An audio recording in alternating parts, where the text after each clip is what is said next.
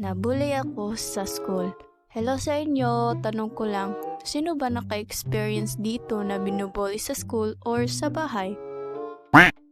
Kasi ako, nabully ako nung elementary pa ako. Kahit wala naman akong ginagawa sa kanila. Hala, lagot, nandyan na naman sila. Paano na to?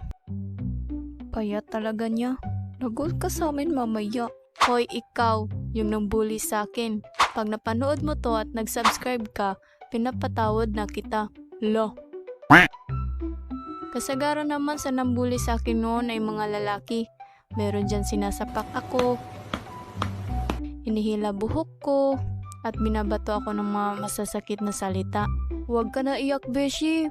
Oo, sumbong na lang natin yan sa mama mo. Ha? Ayaw kong magsumbong. Naalala ko pa noon nung hindi ko na talaga kaya yung mga pinagagawa nila sa akin. Wala na akong gana mag-aral noon.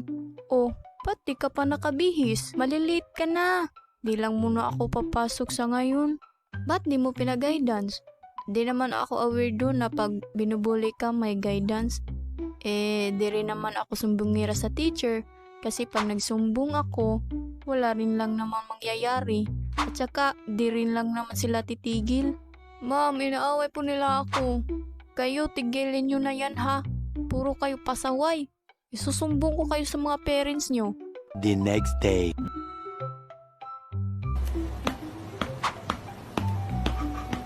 Pero, dahil sa mga bully na yon, natuto ako ngayong lumaban at ipagtanggol ang sarili ko sa nangaapi sa akin. Lahat yung nagbago nung nasa tamang edad na kami. Di na nila ako naasar at inaaway. Pag nagkita nga kami sa school, sila pa yung umiiwas. Nahihiya siguro. Kaya kayo, huwag niyong tularan na mabuli sa kaklase or sa mga taong nakasalubong nyo. Kasi nakakasakit yung nang damdamin. Di rin natin alam na may pinagdadaanan yung tao tas binubuli nyo. Pag ikaw naka-experience na mabuli sa school, sumbong nyo kaagad sa teacher nyo o di kaya pag-guidance nyo. Huwag niyo ko gayahin na di nagsusumbong. So, ayun lang.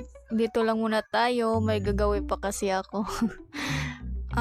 Salamat nga po pala sa mga taong nag-subscribe sa YouTube channel ko at sumusuporta. So, ayun lang. Abangan yung next video ko na i-upload dito sa YouTube. Bye!